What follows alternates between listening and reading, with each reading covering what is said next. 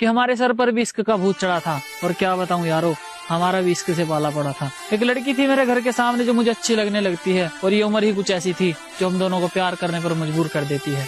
उसके साथ बिताए हुए पलों में मुझे जन्नत का एहसास होता था, और उसके घर वालों के चले जाने के बाद मैं उसकी गोद में सर रखकर चैन से सोता था। एक दिन उसके घर वालों को पता चल जाता है, वो हम दोनों को मिलते हुए देख लेते हैं, और अब उसके घर वाले उस पर पाबंदियां करनी शुरू कर देते हैं। अब हम दोनों को एक दूसरे की आदत सी हो जाती है, और मैं तो पहले ही पागल था, अब वो भी मेरे प्यार में पागल सी हो जाती है।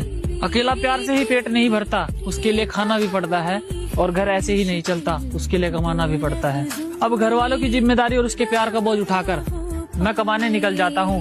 मैं जल्दी ही वापस आऊंगा, मेरा इंतजार करना, ये कहकर मैं बाहर आ जाता हूँ। उसे मेरी आदत थी तो वो मेरा इंतजार कैसे करती, और मैं उसकी मजबूरी समझता था। उसके पास तो फोन भी नहीं था, तो मुझसे बात कैसे करती। मेरा काम में मन नहीं लगता, अब मैं घर जाने की ठान लेता हूँ, और उसके पास जाकर लिपट लिपट कर रहूंगा। मैं उसके पास जाने की ठान लेता हूँ। घर आते ही छत पर चढ़ जाता हूँ, और वो मुझे नजर आती है।